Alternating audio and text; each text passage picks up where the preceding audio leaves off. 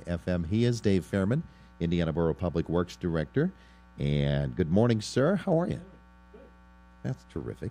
All right. You brought Trish with you today, too. Yes, I did. Yeah. Yeah, she's our public engagement coordinator and new employee with the borough and grant writer, and I figured I'd bring her over and introduce her to the faces of radio. Yeah, there you go. The faces of radio are not, they're not good faces, Trish, trust me. She said she wasn't coming on the air, but Trish, say hello. Hello. There you go. There's Trish. Her initial radio visit is, see, now you're broken in. All right, so Dave, we asked you to come over today because there are so many things happening in Indiana Borough, and one of those is right across the street at the community center building where the scaffolding is up. It's been up, of course, on the other side of the building, but now it's on this side of the building, so it's more visible, the work that's being done. Tell me about the project, where it stands, where it's going. Okay, where it stands right now is they have the north side of the building, that roof done, except for near the parapet walls, which is the outside edges. Mm-hmm. And those parapet walls are going to be rebuilt, so they didn't go the whole way out there, so when they rebuild them, they can flash it properly, so it makes it watertight. Uh-huh. So that backside, the north side is done. They're working on the east side of the building now, which is the courthouse side, adding some more scaffolding out there so they can finish that side of it, and then they'll move around to the front. That was not their initial schedule of work. They were going to do the west side, which is the 9th Street side, but due to the high voltage lines, 23,000 volt lines that are up there, they can't set their scaffolding until those lines get buried. We're working on that currently, sooner than later, so we can get those underground with the help of Panelec and get another contractor in here that can put those high voltage lines underground. That's going to be a pretty big expense, isn't it?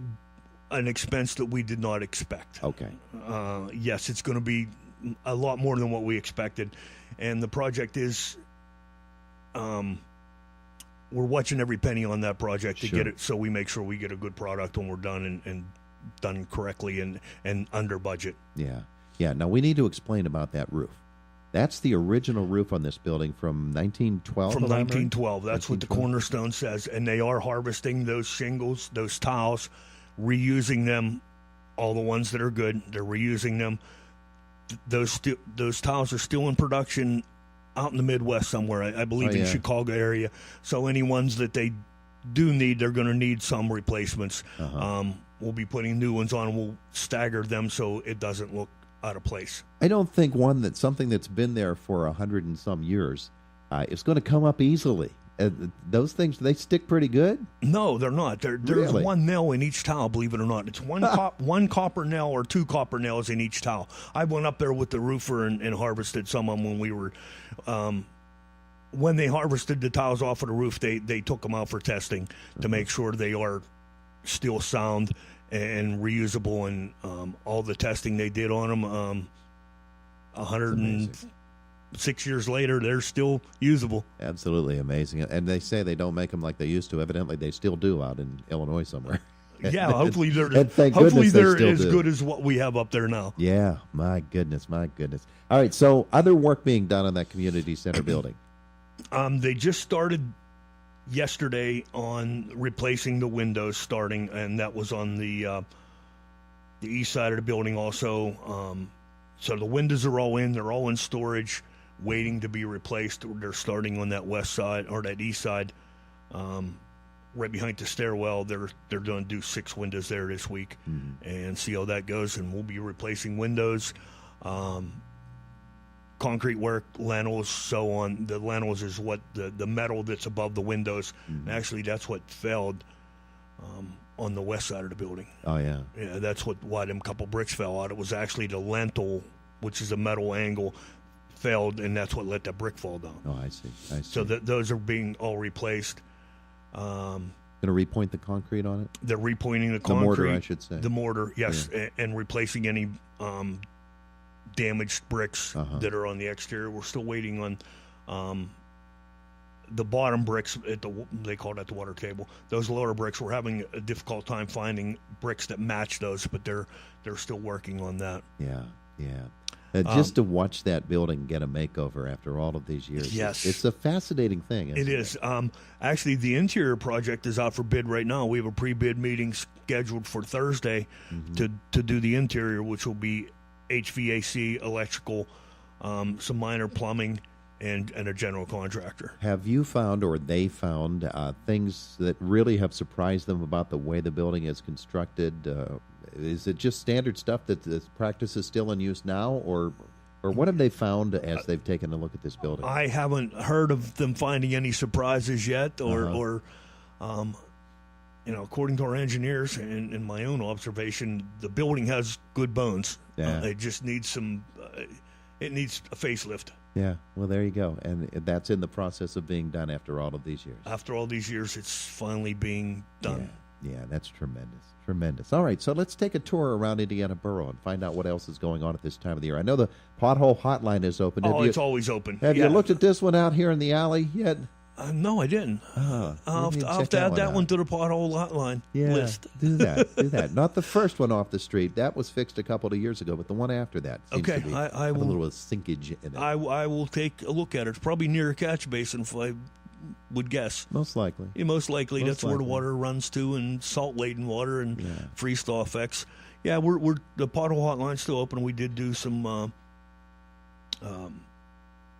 I called pothole blitz, had them out there a few different days when the weather was conducive for that.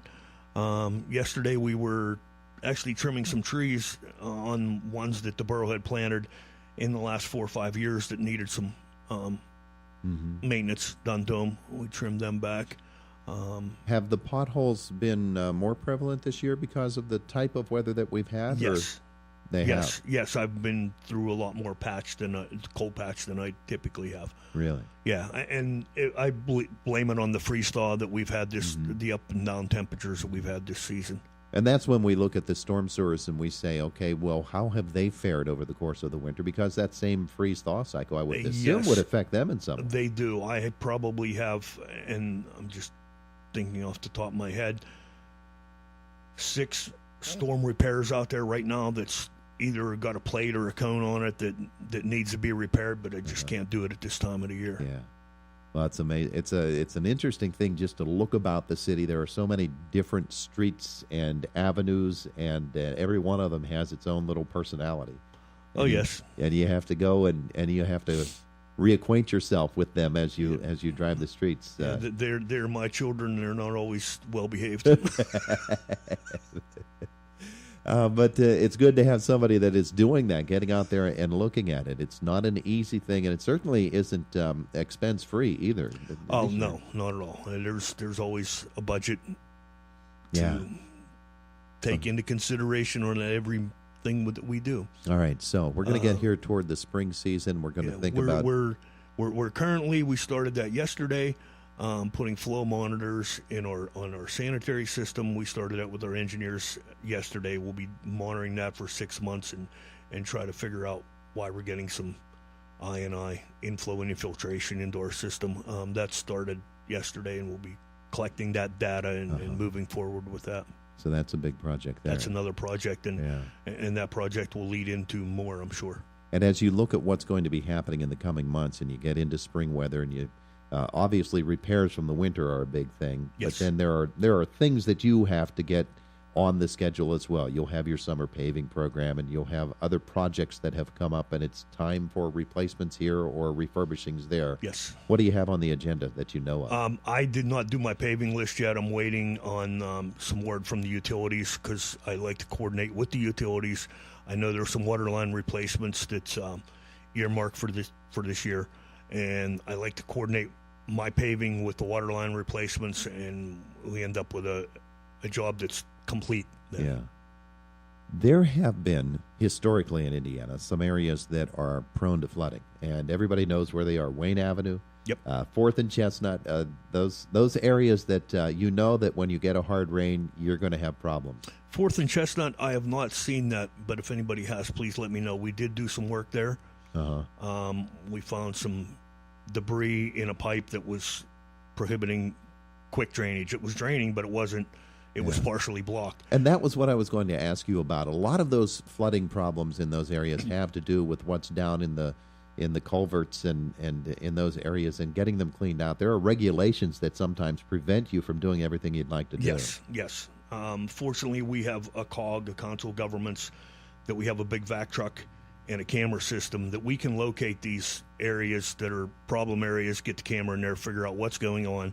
And the Cog Truck has vacuum on it and a big high-pressure washer, for lack of a better description. We utilize that often for cleaning those areas and figuring out what's going on. Yeah, and that has to be scheduled in coordination with other communities, I would assume? Yes, I am actually the foreman for the Cog, also another hat that I wear. They're doing some camera work this morning, actually. I talked to them already. But yes, it's coordination between myself, and they cover about a Tri-County area. Actually, they're going up even further in Tri-County. They're going out up to Altoona tomorrow. Oh, yeah. And that's the only way we can make that system function within budget. Yeah. Is to use outside revenue coming in to help offset our cost. Yeah, well, it ends up being worth it because it's a really vital piece of machinery, isn't it? Oh, yes. The new one was it was a year old in December. The big blue truck that people may see running around town, that was close to $500,000 just for that truck. Yeah, well, in the end, it could be a life-saving type of thing. So. Oh, yes. When we had the flooding at 4th and Philly just recently, that truck was the reason I could get in and get out of there quickly and get it opened up. He's Dave Fairman, Indiana Borough. He's got a lot on the plate, and we appreciate that you're able to take a little bit of time to come visit with us today. Spring cleanup, any limb collections, things I of have that not nature? scheduled that yet. I always wait until we get a couple nice weekends that people can get out in their yard, and I will get that advertised on the radio here, of course. I may send Trish over for the next one, and on our website, Facebook, and the Gazette. There you go. Thank you, sir. We appreciate it very, very much. Trish, say goodbye. Bye. There she goes. David, thank you so much for coming in. It's Indiana in the Morning, FM 101.1, AM 1160. The Altoona Curve and Renda Broadcasting